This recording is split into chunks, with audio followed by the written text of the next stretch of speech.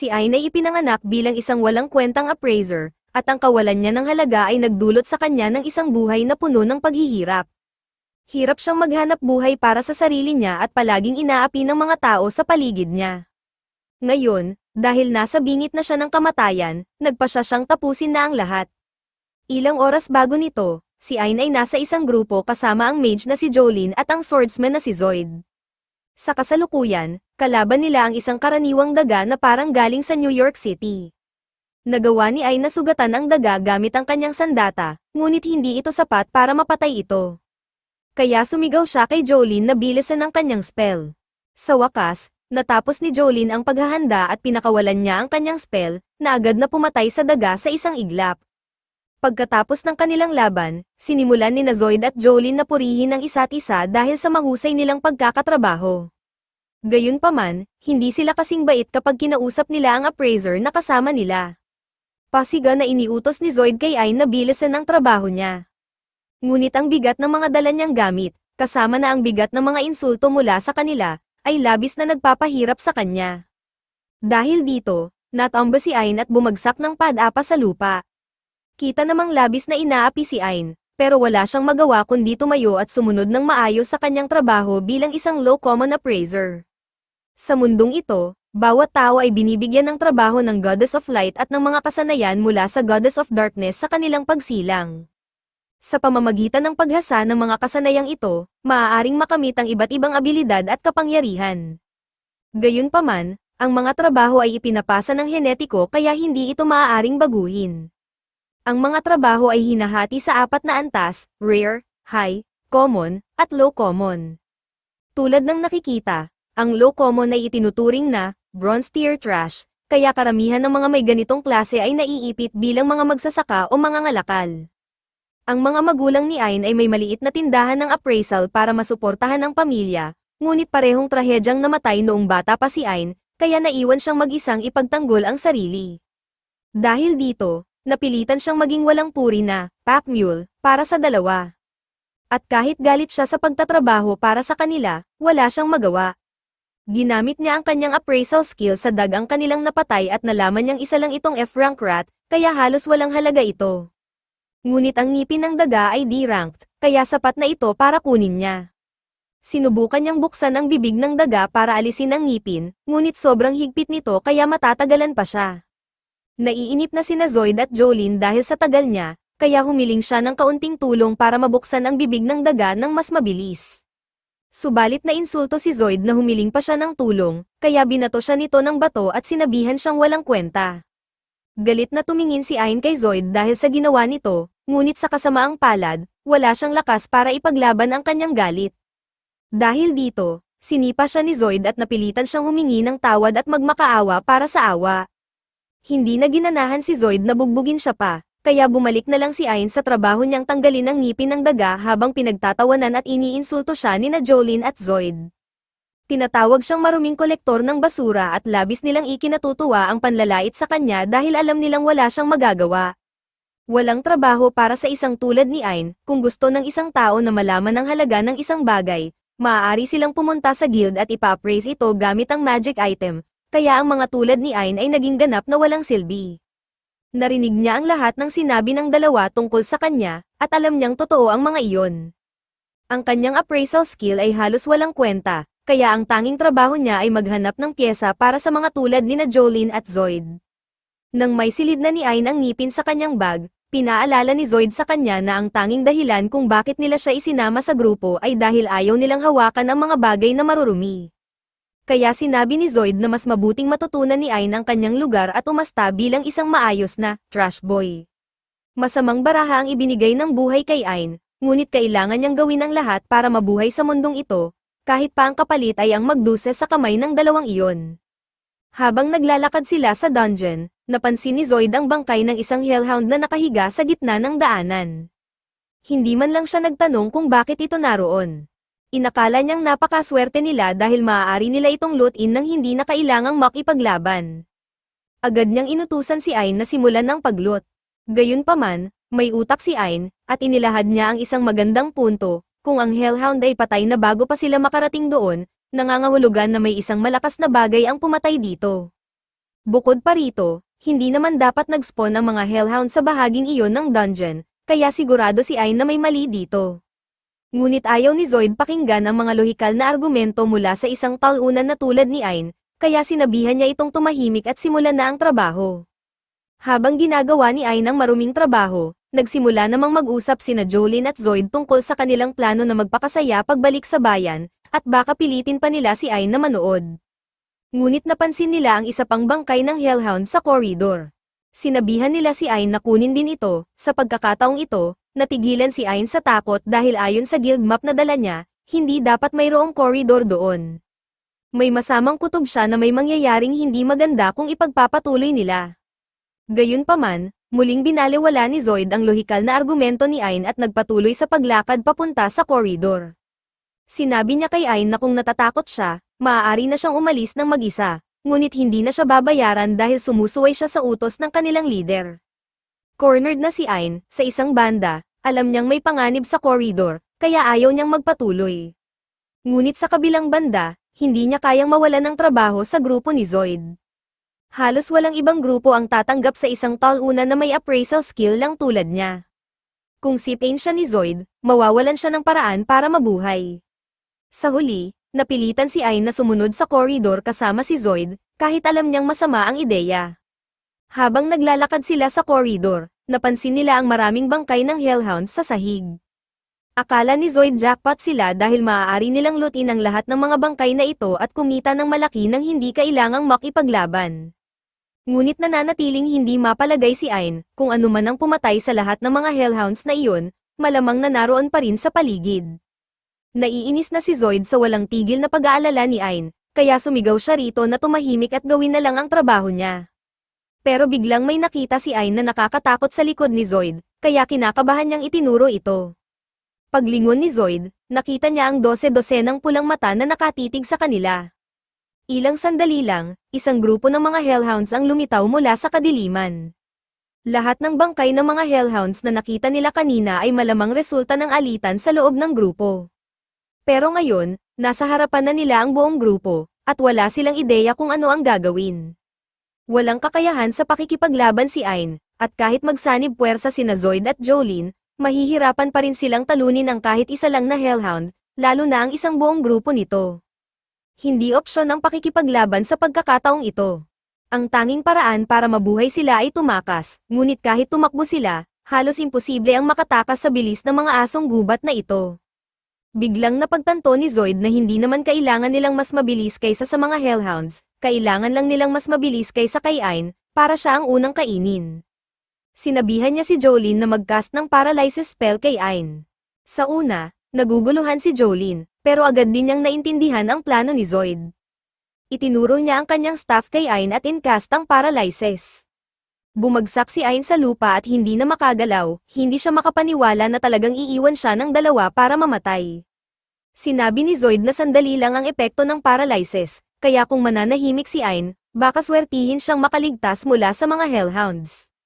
Pero pagkatapos ay sinadyang gumawa ng ingay si Zoid para tawagin ang mga hellhounds papunta kay Ain. Tumakbo si Zoid kasama si Jolene, iniwan si Ain na kainin ng mga halimaw. Agad na sumunggab ang mga hellhounds kay Ain at kinagat ang kanyang braso at binti, kaya napasigaw siya sa sakit. Pero dahil sa matinding sakit mula sa kagat, nawala ang epekto ng paralysis, kaya muling nakagalaw si Ain. Hinablat niya ang isang malaking bato at inihampas ito sa mga hellhounds para mabitawan siya. Pagkatapos, itinapon niya ang kanyang backpack sa mga ito. Kahit hindi nito nasaktan ang mga halimaw, ang pagkain sa loob ng backpack ay sapat na para ma-distract ang mga ito at magbigay kay Ain ng kaunting oras. Dahan-dahan siyang lumayo, kahit papasuray-suray dahil sa kanyang mga sugat. Ngunit sa kasamaang palad, nadiskubre niyang hinaranggan ni Zoid at Jolene ang labasan, kaya wala na talagang paraan para makatakas.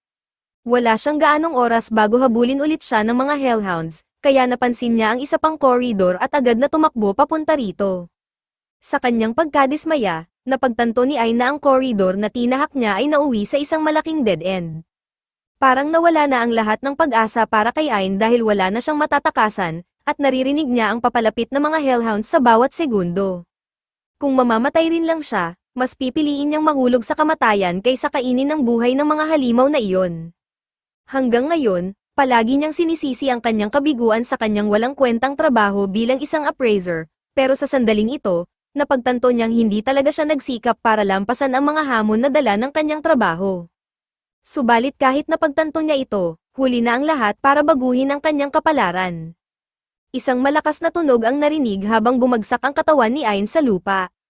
Ngunit, sa kabila ng lahat, bumagsak siya sa ibabaw ng isang malaking puno. Habang nakahiga si Ain, isang magandang babae ang lumitaw mula sa kawalan.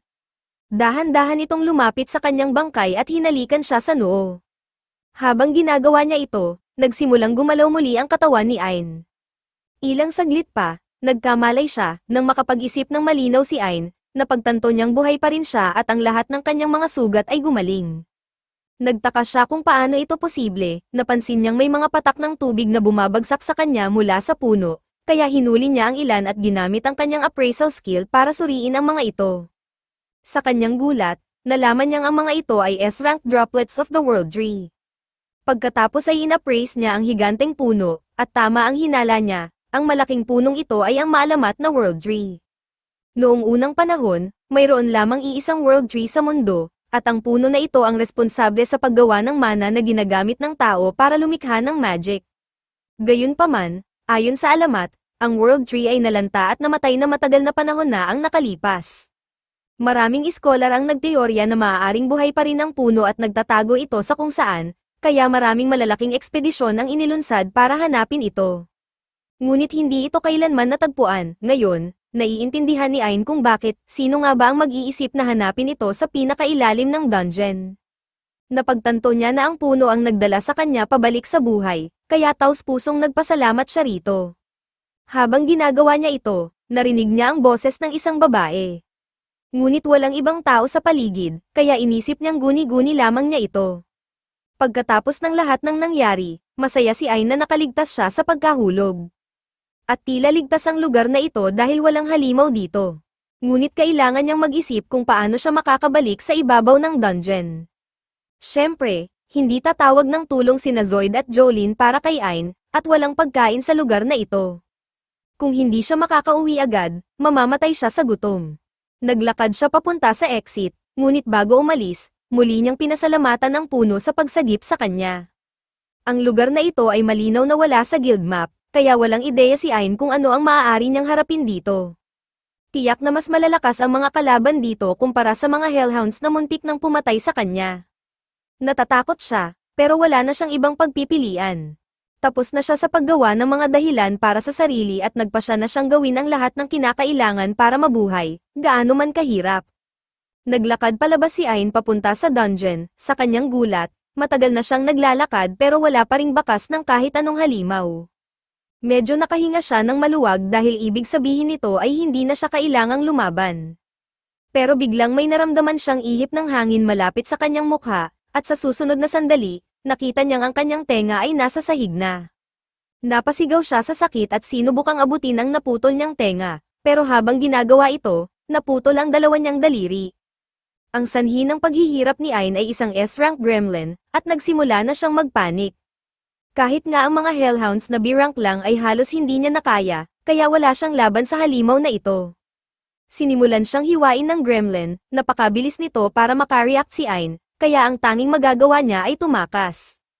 Habang sinusubukan niyang makatakas, tinaas ng gremlin ang kanyang side para saksakin si Ain sa dibdib.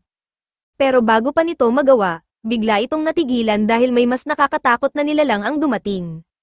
Ang gremlin ay nadurage hanggang mamatay ng isang napakalaking death bear. Kung wala nang laban si Ain sa gremlin, lalong wala siyang pag-asa laban sa death bear. Sinugatan ng oso ang mukha ni Ain gamit ang malalaking kuko nito, nawasak ang isa niyang mata. Habang pilit na gumagapang si Ain palayo, dinampot siya ng oso at sinimulang pigain hanggang sa damyugo ang kanyang bibig. Papakainin na sana siya ng death bear, pero sa huling sandali, napugutan ito ng ulo ng isang iritadong babae. Naiinis siya na kinailangang iligtas ang isang tao, pero nagmamakaawa ang batang babae na tulungan si Ain, kaya napilitan siyang gawin ito. Muling nagulat si Ain nang malamang gumaling na naman ang kanyang mga sugat. Habang nauupo siya, nakita niya ang batang babae mula kanina na nakaupo sa tapat niya. Hindi pa rin makapaniwala si Ain sa kanyang nakikita nang biglang lumitaw ang isang babae sa likod niya at inutusan siyang magpasalamat ng maayos at inumin ang tsaa na ginawa ng batang babae para sa kanya. Naguguluhan si Ain dahil wala naman siyang nakikitang tsaa, pero napansin niya si Yuri na may hawak na tasa ng tsaa na espesyal na ginawa para sa kanya. Nag-aalangan si Ain na inumin ang misteryosong tsaa na maaaring may kaina-hinalang sangkap, pero pilit itong ipinainom ni Ursula sa kanya, kaya wala rin siyang nagawa. Sa huli, nagulat siyang napakasarap pala ng tsaa, kaya sinabi niya kay Yuri na masarap ito. Lubos na natuwa si Yuri sa papuri ni Ain, napaka-cute ni Yuri kapag siya ay masaya, pero binalaan siya ni Ursula na buburahin niya ang buong pagkatao ni Ain kung magkakaroon man siya ng kahit isang malaswang iniisip tungkol kay Yuri. Nakuha agad ni Ain ang mensahe, kaya nagtanong na lang siya kung sila ba ang nagligtas sa kanya mula sa Death Bear. Sinabi ni Ursula na wala siyang interes na protektahan ng isang mabahong tao tulad niya, pero patuloy na nagmamakaawa si Yuri na iligtas siya, kaya napilitan siyang gawin ito. Nagpasalamat si Ain kay Yuri dahil nagmalasakit ito sa kanya, at bahagyang nahiya si Yuri. Dahil dito, sinipa ni Ursula si Ain sa mukha at sinimulan siyang tapak-tapakan dahil tila nanliligaw siya sa kanyang anak. Nagulat si Ain nang marinig na si Ursula ang ina ni Yuri, pero mas tamang sabihin na si Ursula ay tagapag-alaga niya. Ganito na ang kalakaran mula nang una siyang itanim sa lugar na iyon. Maaaring mukha si Yuri na tao, pero siya talaga ang World Tree, isa sa siyam na umiiral sa mundong ito. Si Ursula ang inatas ang bantayan siya at ipagtanggol laban sa anumang potensyal na banta. Laking gulat ni Ain nang malaman niyang si Yuri pala ang World Tree Spirit, pero sa palagay niya ay akma ito dahil sa taglay nitong kagandahan. Gayunpaman, nang sabihin niya ito ng malakas, muling nahiya si Yuri, kaya sinipa ulit siya ni Ursula sa lupa dahil sa pagtitig daw niya ng malaswa kay Yuri. Humingi ng paumanhin si Ain, pero naisip niya na tungkol sa kanyang mata, bakit siya nakakakita pa rin kahit nawasak na ang isa sa kanyang mga mata ng Death Bear. Ipinaliwanag ni Ursula na gumamit siya ng luha ng World Tree para pagalingin siya. Pero kahit na may kakayahan ang luha na magpagaling, hindi nito kayang ibalik ang durog na mata. Kaya, bukas palad na ginamit ni Yuri ang bahagi ng World Tree para likhain ang isang bagong mata para kay Ain, upang muli siyang makakita. Muli siyang nagpasalamat, ngunit nagsimula na siyang magtaka kung bakit labis ang malasakit ni Yuri sa kanya, gayong halos hindi naman sila magkakilala. Ipinaliwanag ni Yuri na ito ay dahil nagpasalamat siya noong nahulog siya sa lugar na iyon. Napakabihirang may tao na makarating doon, pero sa ilang mga pagkakataon na may nahulog sa lugar na iyon, lagi silang inililigtas ni Yuri. Ngunit walang sino man sa kanila ang nagpasalamat, at kapag nalaman nila na si Yuri ang World Tree, nagiging makasarili sila at sinisimulang kunin ang kanyang tubig, pati na rin ang kanyang mga sanga at dahon, upang ibenta para sa kita. Ngunit si Ain ang kauna-unahang tao na nagpakita ng respeto sa kanya, kaya nagustuhan niya ito. Ngunit kahit pa ganoon, hindi dapat naroon si Ain, kaya sinabi ni Ursula na kailangan na niyang umalis. Nagmakaawa si Yuri kay Ursula na huwag paalisin si Ain dahil tiyak na mamamatay siya kung babalik siya sa dungeon. Ngunit walang pakialam si Ursula kung ano ang mangyayari sa kanya. Gayunpaman, nagmalasakit si Yuri kaya nakiusap siya kay Ursula na humanap ng paraan para masigurong makauwi si Ain ng ligtas. Subalit, limitado ang magagawa ni Ursula. Bilang World Tree's Guardian, hindi siya maaaring lumayo sa puno, kaya hindi siya makakasama ni Ain sa pag-akyat sa ibabaw. Bukod pa rito, hindi rin gumagana ang teleportation magic sa dungeon na iyon, kaya hindi rin nila magagamit iyon. Lubos na nalungkot si Yuri dahil wala silang magagawa para matiyak ang kaligtasan ni Ain, kaya napaluha siya. Hindi matiis ni Ursula na makita si Yuri na umiiyak. Kaya nag-isip si Ursula ng alternatibo upang masiguradong makakauwi si Ain ng ligtas. Hinarap niya ito at sumigaw na siya mismo ang magte-train kay Ain hanggang sa maging sapat na ang lakas niya para makalabas sa lugar na ito ng mag-isa. Lubos ang pasasalamat ni Yuri kay Ursula sa pagsang-ayon nitong tumulong, at mas lalong nagpapasalamat si Ain dahil inakala niyang mamamatay na siya doon. Niyakap niya si Ursula at Yuri, ngunit hindi gusto ni Ursula ang ganitong pagpapakita ng emosyon, kaya hinailan niya palayo si Ain at binalaan ito na makakaranas siya ng hellish training mula sa isa sa mga pinakadakilang sages ng mundo. Sinabi rin niya na hindi niya papayagan ang pagiging tamad. Naiintindihan ito ni Ain at nangako siyang gagawin ang kanyang makakaya. Ngunit nang dalhin siya ni Ursula sa labas upang simulan ang training, nagsimula siyang mag-alala na baka pilitin siyang labanan ang mga halimaw ng mag-isa. At tama nga siya, ipinahayag ni Ursula na inaasahan niyang makipaglaban si Ain sa mga halimaw ng mag-isa dahil ito ang pinakamabilis na paraan para matuto siya. Bilang panimula, itinuro ni Ursula ang isang gremlin na nasa malayo at sinabing iyon ang unang kalaban ni Ain. Ngunit hindi makita ni Ain ang tinutukoy nito, ipinaalala ni Ursula na ang kanyang mata ay pinalitan ng isang bahagi ng World Tree, kaya dapat niyang subukan itong gamitin. Kahit na may Tree Spirit Eye, hindi pa rin makita ni Ain ang halimaw. Sinabi ni Ursula na kulang lang siya sa kamalayan sa totoong kakayahan ng kanyang Spirit Eye. Kaya nag-isip si Ain tungkol sa pagkawala ng kanyang mata at kung paano ito ibinalik ni Yuri. Pagkatapos niyang muling imulat ang kanyang mga mata, napansin niyang mas maliwanag na ang lahat. Ngayon na malinaw na niyang nakikita, sinabi ni Ursula na panahon na para simulan ang training. Bumato siya ng bato sa malapit na gremlin at sinabi kay Ain na ang unang pagsubok niya ay matutunang iwasan ang mga mabilis na atake ng gremlin. Sa simula, inakala ni Ain na imposible ito dahil napakabilis ng halimaw, ngunit sinabi ni Ursula na gamitin ang kanyang appraisal skill upang masuri ang galaw ng halimaw. Sa una, hindi akalaing magagawa ito ni Ain, pero wala siyang ibang opsyon kaya sinubukan niya ito. Sa kanyang gulat, kaya nga niyang makita ang mga galaw ng gremlin. Ngunit wala rin itong silbi kung makakalimutan niyang umiwas. Nang masugatan si Ain, naglagay si Ursula ng barrier at inilabas ang isang bote ng tree drops na hiniram niya kay Yuri. Ibinuhos niya ito sa naputol na tenga ni Ain, at nang maibalik na ito, binalaan niya si Ain na seryosohin ang training kundi patuloy lang siyang masasaktan. Matapos tanggalin ang barrier, muling umatake ang gremlin, ngunit ngayon, alam na ni Ain kung saan ito titira, kaya nagawa niyang umiwas.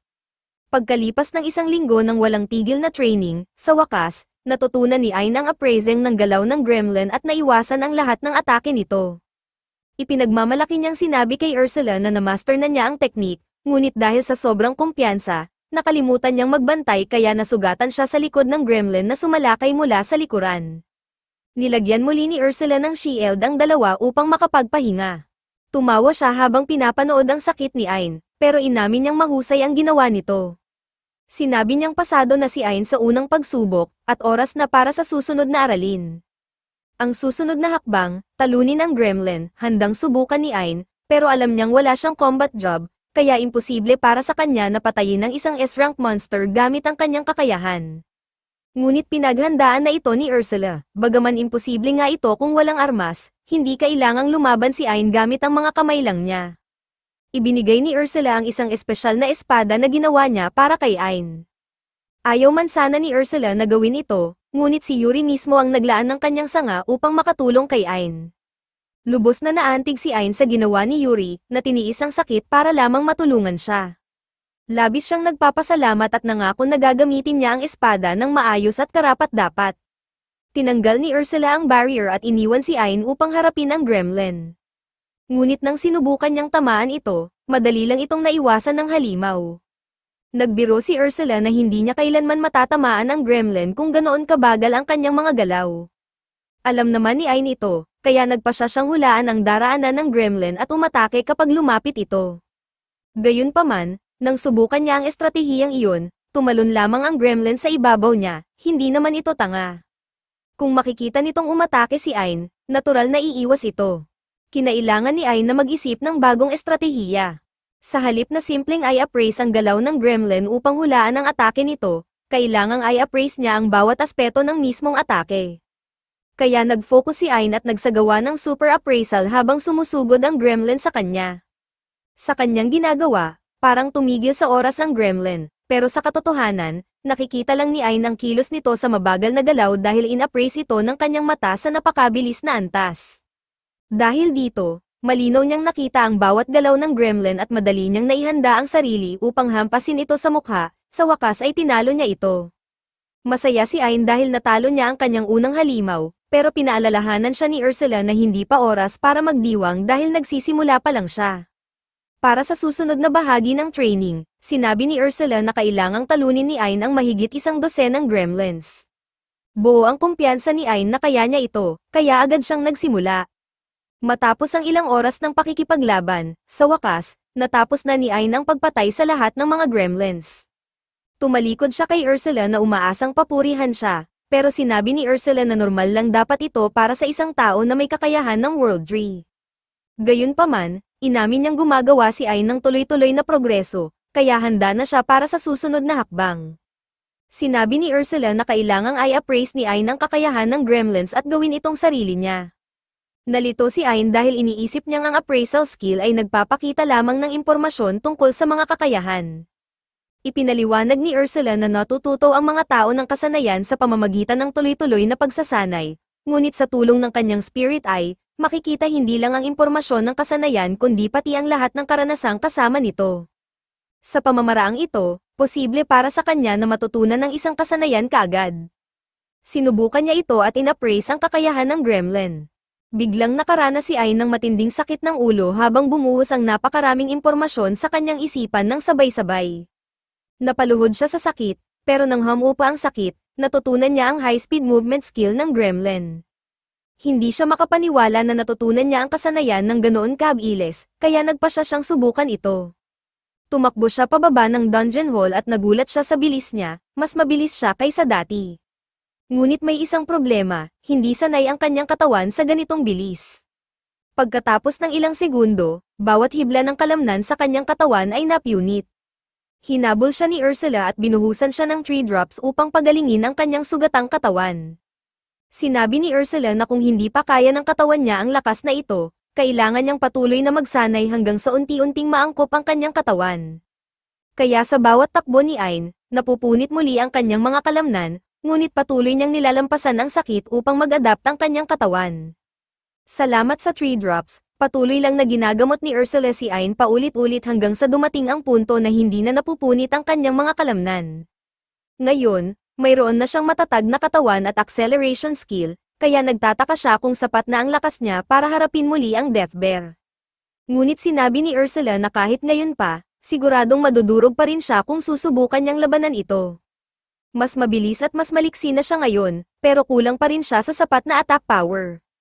Dahil dito, nagpa siya si Ursula na hayaan siyang kopyahin ang isa sa kanyang sariling kakayahan. Nasa sabik si Ain sa narinig, kaya tinanong niya kung ano ang kakayahan ni Ursula. Sa halip na sagutin, agad siyang tinamaan ni Ursula ng fireball. Ang kakayahan ni Ursula ay tinatawag na Discard Enchant, na nagbibigay sa kanya ng kakayahang gumamit ng magic nang hindi na kailangan ng incantation. Sa tingin ni Ain, napakalakas ng kakayahang iyon kaya hindi siya makapaghintay na matutunan ito. Ngunit sinabi ni Ursula na papayagan lang niya si Ain na i-appraise ang kakayahan kung gagawin niya ito habang binabato siya ng fireball, dahil iniisip niyang mas masaya ito. Ginamit ni Ain ang kanyang appraisal skill habang paparating ang fireball, at sa wakas, natutunan niya ang Discard Enchant. Gayunpaman, tumama pa rin ang fireball sa kanya, kaya bumagsak siya sa lupa sa sobrang sakit. Matapos siyang muling gamutin, sinimulan ni Ain ang training para matutunan kung paano gumamit ng magic nang walang incantations. Subalit, dahil wala siyang magic-oriented class, napakababa ng kanyang mana reserves, kaya mabilis siyang nauubusan ng magic energy. Sa kabutihang palad, sa tuwing ginagamot siya gamit ang 3 drops, napapanumbalik ang kanyang mana at bahagyang tumataas ang kanyang magic capacity. Gayunpaman, kinakailangan pa rin niyang magpraktis ng matagal kung nais niyang ma-master ang teknik na ito. Pagkalipas ng kalahating buwan ng pagsasanay, natutunan na ni Ain kung paano mag-cast ng mid-level magic at ngayon ay kayanan niyang magpakawala ng higit sa 1,000 fireballs ng sabay-sabay. Sa kombinasyon ng kanyang bagong kakayahan at pinalakas na appraisal skill, naniniwala si Ursula na handa na si Ain na harapin ang isa pang Death Bear. Sa totoo lang, kinakabahan pa rin si Ain sa ideya ng pakikipaglaban sa isang napakalakas na halimaw ng mag-isa, pero tiniyak ni Ursula sa kanya na kung gagamitin niya ang lahat ng teknik na itinuro niya, madali niyang malalampasan ang laban. Nang harapin ni Ain ang Death Bear, sinubukan nitong sugurin siya gamit ang mga matutulis nitong kuko. Ngunit in-appraise ni Ain ang galaw nito, at bago pa siya matamaan, nag-counter siya gamit ang isang point-blank wing cutter spell. Malaki ang pinsalang ginawa ng spell sa oso, pero hindi ito sapat para mapatay ito. Kaya nagsimulang magpakawala si Ain ng sunod-sunod na fireballs at patuloy na umatake hanggang sa bumagsak ang oso at mamatay.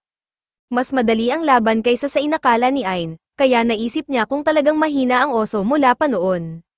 Sa totoo lang, hindi mahina ang Death Bear, si Ain lang talaga ang sobrang lumakas. Ngayon napatay na ang Death Bear, handa na si Ain sa mga susunod na hamon. Pinuri ni Ain ang kakayahan ng Spirit Eye, at matapos ang matinding sakit ng ulo, sinabi ni Ursula na sapat na ang lakas niya ngayon para makalabas sa dungeon ng mag-isa. Ngunit bago siya umalis, may ibibigay na regalo si Ursula sa kanya, bagaman ginagawa niya ito dahil hiniling ni Yuri. Sinabi ni Ursula na gagawa siya ng bagong spirit eye para kay Ain gamit ang natitirang core ng Adril Tree. Hindi akalain ni Ain na karapat-dapat siya para sa napakahalagang regalong ito, pero sinigawan siya ni Ursula, sinabing ipinapahiram lamang sa kanya ang core. In-enchant niya ito upang, kung sakaling mamatay si Ain, automatikong babalik ang core sa puno. Sinabihan siyang tumigil na sa pag-aalala at tanggapin na lang ang regalo. Ayaw nang makipagtalo ni Ain, kaya umupo siya para may implant ni Ursula ang spirit core sa kanyang mata. Matapos gawin ito, hindi niya naramdaman ang malaking kaibahan. Ipinaliwanag ni Ursula na mangangailangan ng oras bago makaangkop ang kanyang katawan sa bagong spirit god eye, kaya hindi pa niya magagamit ang buong kakayahan nito sa ngayon. Kahit ganoon, labis pa rin ang pasasalamat ni Ain, kaya lumingon siya kay Yuri para pasalamatan ito. Ngunit hindi niya makita si Yuri kahit saan, biglang lumitaw si Yuri sa harap niya, kaya tinanong ni Ain kung nasaan siya kanina. Ipinaliwanag ni Yuri na nasa loob siya ng kanyang mata. Sa pagkakaroon ni Ain ng World Tree Core sa kanyang mata, siya na rin mismo ay kwalipikado bilang bahagi ng World Tree. Dahil dito, malaya si Yuri na pumasok at lumabas sa kanyang mata anumang oras. Nangako si Yuri na magiging kapaki-pakinabang siya kay Ain, dahil magagamot niya ito anumang oras na masugatan siya. Natutuwa si Ain sa ideya ng mas maraming oras na magkasama sila, pero tinanong niya si Ursula kung okay lang ito sa kanya. Sinipa siya ni Ursula sa mukha at sinabing ayaw niyang ipagkatiwala si Yuri sa isang tulad niya. Gayunpaman, sinabi ni Ursula na si Yuri ay na-stuck na sa lugar na ito mula nang ipanganak, kaya hindi pa niya nakikita ang mundo o nagkaroon ng kaibigan. Bagaman hindi niya gusto si Ain, pagkatapos ng lahat ng oras na magkasama sila, alam niyang mabuting tao si Ain. Kaya gusto niyang ipakita ni Ain ang mundo kay Yuri. Labis na naantig si Ain sa tiwala ni Ursula kaya nangako siyang aalagaan si Yuri anuman ang mangyari. Masaya si Ursula na marinig iyon, ngunit bago siya umalis, may regalo pa siyang ibibigay kay Ain. Sinabi niya na iunat ni Ain ang kanyang kamay, at nang gawin ito, binigyan siya ni Ursula ng infinite storage spell. Ipinaliwanag niya na hanggat hawak ni Ain ang marka, maaari niyang itago ang anumang pisikal na bagay dito. Ang unang bagay na ipinapahawak ni Ursula ay ang isang spirit sword na ginawa niya para kay Ain. Pero bago iyon, sinaksak ni Ursula ang kanyang mata gamit ang espada. Napasigaw si Ain sa sakit at bumagsak sa lupa, kaya ginamo siya ni Yuri. Ngunit bago tuluyang maghilom ang kanyang mata, isinaksak ni Ursula ang isang Philosopher's Stone sa kanyang lalamunan, na pinalitan ang kanyang kanang mata. Naguguluhan si Ain at tinanong kung ano ang tungkol doon. Ipinaliwanag ni Ursula na ang Philosopher's Stone ay nagtatag ng permanenteng koneksyon sa pagitan nila, kaya ngayon, nakikita ni Ursula ang lahat ng nakikita ni Ain. Binalaan siya na huwag kailanman mag-isip ng malaswang bagay tungkol kay Yuri, dahil nakikita niya ang lahat. Bagamat ito'y tiyak na magiging awkward para kay Ain, tinanggap na lang niya ito. Handa na si Ain para umalis sa dungeon. Bago sila umalis, tinanong niya si Yuri kung may gusto siyang gawin kapag nakarating na sila sa ibabaw. Matapos mag-isip ng kaunti, sinabi ni Yuri na gusto niyang makita ang kanyang pamilya. Nagulat si Ain, dahil akala niya si Ursula lang ang pamilya ni Yuri. Ipinaliwanag ni Ursula na ang lahat ng world trees na umiiral ay dating bahagi ng isang napakalaking world tree. Subalit, dumating ang panahon na hinati ang mga core at itinago sa iba't ibang dungeons, kaya matagal nang hindi nakikita ni Yuri ang kanyang mga kapatid. Dahil dito, nangako si Ain na iikot sila sa buong mundo upang makilala ni Yuri ang lahat ng iba pang World Tree Spirits. Pero para magawa iyon, kailangan muna nilang makalabas mula rito. Naglakad si Ain papasok sa dungeon, ngunit nang makarating siya sa isang sangandaan, hindi niya alam kung aling direksyon ang dapat niyang tahakin. Bigla niyang narinig ang boses ni Ursula sa kanyang isipan, sinasabing piliin ang landas sa kaliwa. In-appraise na niya ang isang ligtas na ruta gamit ang mata ni Ain, kaya hanggat susundin niya ang mga tagubilin ni Ursula, hindi siya maliligaw. Ngunit binigyan din siya ng babala, may paparating na isang S-rank Viper, kaya dapat siyang maghanda na harapin ito. Ilang minuto lang, napatay na ni Ain ang S-rank Viper, at labis siyang ipinagmamalaki ang sarili dahil nagawa niyang talunin ito ng madali. Sinabi ni Ursula na ginamit na niya ang mata ni Ain upang i-appraise ang mga kakayahan ng Viper, pero hindi handa si Ain, kaya hinawakan niya ang ulo niya sa takot sa inaasahang sakit. Sa kanyang gulat, wala siyang naramdaman na sakit, at iyon ay dahil kay Yuri. Hinilom ni Yuri ang sakit bago pa ito magsimula, dahil dito, napagtanto ni Ain na hindi na siya kailangang magtiis ng matinding sakit ng ulo tuwing nag-a-appraise siya ng mga kasanayan upang matutunan ang mga ito. Lubos siyang nagpasalamat kay Yuri sa tulong nito. Sa wakas, nakarating si Ain sa isang nakakatakot na pintuan. Ipinaliwanag ni Ursula na sa likod nito matatagpuan ang boss monster ng palapag na ito. Ang mga dungeon ay parang mga nabubuhay na nilalang na kumakain ng mga tao na namamatay sa loob nito. Kaya't palaging may dungeon core at isang dungeon boss upang protektahan ang core. Ang tanging paraan para makaalis si Ain ay talunin ang dungeon boss at sirain ang core. Ngunit hindi sigurado si Ain kung kaya niya ito. Ang pagtalo sa S-rank monsters ay isang bagay, pero ang dungeon boss ay sinasabing ilang ulit na mas malakas kaysa sa alinmang S-rank monster na hinarap niya. Gayunpaman, tumanggi siyang umatras, hindi na siya ang mahina at takot na Ain na tumatakbo mula sa kamatayan. Binuksan niya ang pintuan ng boss room at nakita ang dungeon core sa kabilang dulo ng silid. Ngunit habang naglalakad sila ni Yuri papunta rito, na-trigger nila ang isang summoning circle sa lupa, na nagdulot ng paglitaw ng isang napakalaking golem. Alam ni Ain na magiging mahirap ang laban na ito, kaya sinabi niya kay Yuri na bumalik sa kanyang mata para hindi ito masaktan. Pagkatapos nito, sinimulan niya ang pagsugod sa golem.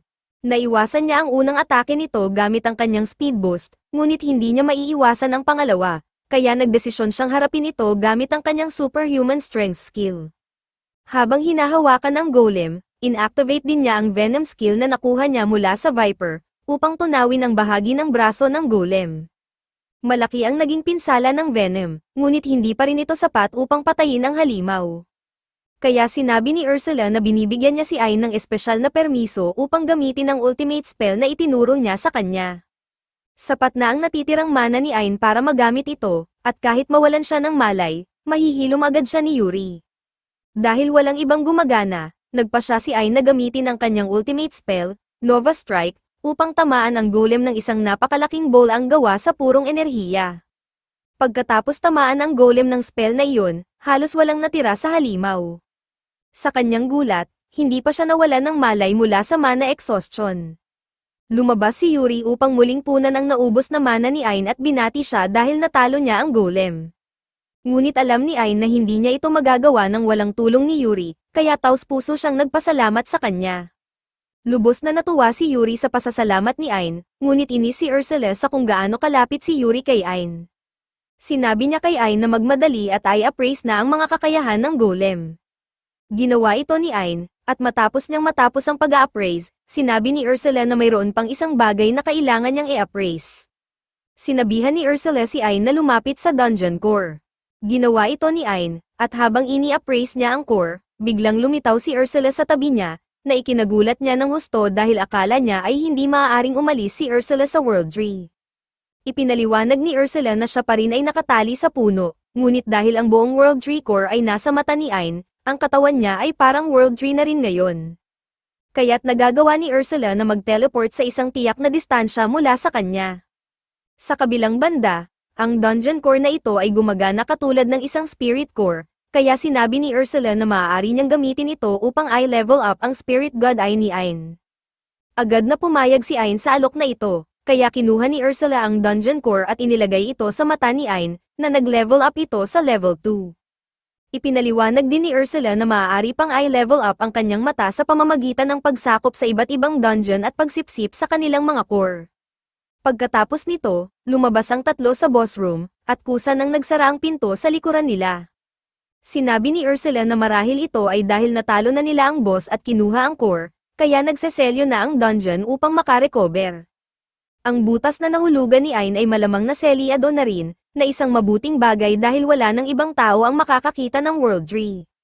Dahil dito, hindi na kailangang mag-alala ni Ursula tungkol sa pagprotekta sa katawan ng puno ni Yuri, at malaya na silang maglakbay at sumabak sa maraming pakikipagsapalaran. Samantala, sa bayan, ikinukwento pa rin ni Zoid sa mga kapwa adventurers ang trahedya na nangyari sa dungeon. Sinasabi niyang halos kainin siya ng mga hellhounds, at ang tanging dahilan kung bakit siya nakatakas ay dahil, kusang loob, na nagboluntaryo si Ain na maging pain para mailigtas siya.